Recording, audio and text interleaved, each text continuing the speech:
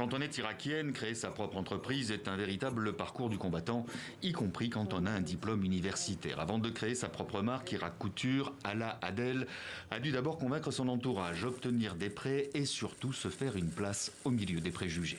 Je me suis adressée à des mécènes et des organisations qui soutiennent l'art et la culture. Mais mon idée a été systématiquement rejetée car je n'avais aucune expérience dans la conception de projets. Tout ce que je savais, moi, c'est que je voulais devenir styliste. Et c'est loin d'être une évidence dans un pays où l'économie reste entre les mains des hommes. Une économie exsangue après 4 décennies de guerre, gangrénée par la corruption et le clientélisme. Et puis il y a le poids des traditions qui gèlent toute initiative, où la femme est censée rester chez elle jusqu'à ce que ses enfants soient scolarisés. Nous ne disposons pas d'institutions éducatives publiques fiables, comme les garderies où les mères peuvent laisser leurs enfants pendant la journée pour aller travailler, en ayant la certitude qu'ils seront entre de bonnes mains et qu'on s'occupera bien d'eux.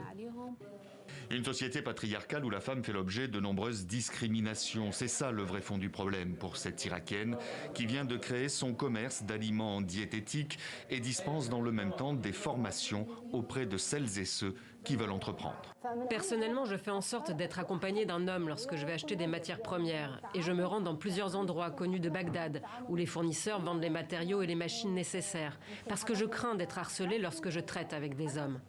En Irak, 13 millions de femmes sont en âge de travailler, seulement 1 million d'entre elles sont en activité, essentiellement à des postes d'infirmières ou d'institutrices.